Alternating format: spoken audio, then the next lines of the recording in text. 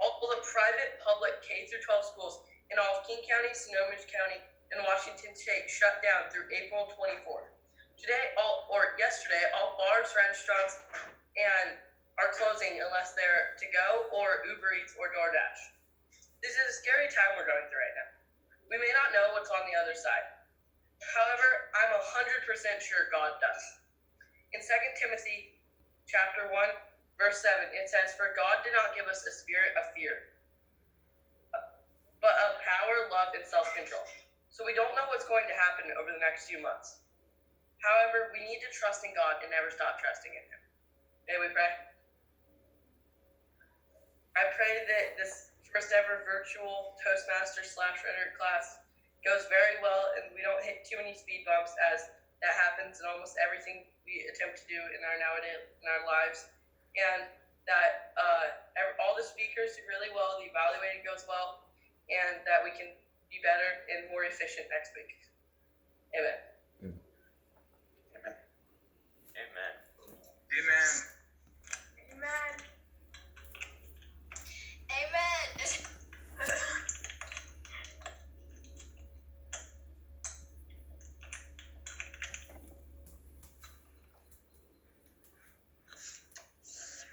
You are still muted. You're muted, Ashley. I'm muted. Wow. I'm good at we're figuring it out. Okay. So, thank you, Mr. Sessler. I will be our Toastmaster today, so I will begin by introducing our functionaries. For timer, we have Mr. Paz. For awe counter, we have Ms. Sessler. And for rhetorician, we have Mr. Johnson. Mr. Johnson, may we please have the word of the day? Yes, we may. The word of the day is proclivity. The definition is a tendency to choose or do something regularly, an inclination or predisposition toward a particular thing. Example sentence: most teenage boys have a proclivity to play video games. Excellent. Thank you. Now, we will move on to our speakers for today. Our first speaker is Mr. Taylor. His title is Cherish Those Close to You. This is his 9th speech with the objective Persuade with Power, and he has 5 to 7 minutes. So please help me welcome up Mr. Taylor.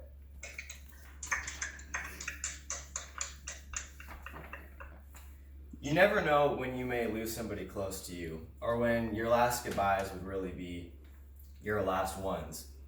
We all get busy and forget to pick up the phone every once in a great while and say hello to that distant family member. But there is no greater feeling of regret than when you realize how simple it would have been and how little of your time it would have taken to quickly pick up the phone and say hello, but now you can't. You could consider this a persuasive speech, persuading you to cherish those close to you, or you could see it as a reality check, telling you the truth of how unpredictable life really is. Growing up, my Aunt Kimmy would invite us over all the time, and I mean all the time. We went and saw her on her wedding day, but that was long ago, about 9 years. She came to Washington every once in a while, for she lived in Montana, which isn't that far. We just never got around to going back.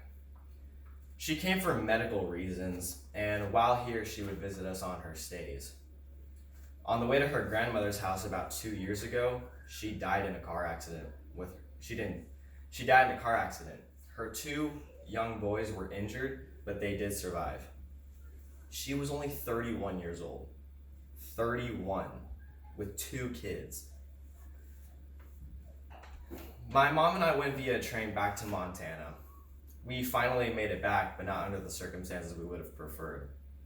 We went back, yes, however this time it was for her funeral. Or a more recent event, my grandpa. I used to see my grandpa a lot. Whether Christmas morning on our yearly camping trips, or that one time we took him to California, he was in our life one way or another. However, due to events that were going on at his house, certain family members making it too frustrating and dramatic for my parents to continue visiting, I didn't see him all that much and back then, if they didn't go, I had no way of going. That and his lifetime of smoking had finally caught up with him, causing him to be put in the hospital. Unless it was hospital visits, I never really saw him that much. Thankfully, things started looking up as the people temporarily left his house and he was in a steady enough condition to be sent back home. This was during the time when my parents had sold our house before our new one was in a stable enough condition to be moved into. They ultimately made the decision to move in with him. He was excited to have us and I was thrilled to be there. Living with my grandpa was one of the highlights of my life. It was absolutely outstanding. We would bring him food from restaurants we went to because he still wasn't able to leave his house without oxygen tanks. And we would bring him ice cream because he lived next to this really nice and delicious ice cream shop. I can't remember the name of it at the current time. However, the time did come when we had to move out of his house because ours was ready to be built. We had originally only planned to stay there for about a week. However, due to the horrible contractors we had, we were there for over 2 months. I even practiced my last year's living history there. I got all in costume and I rehearsed it in his kitchen.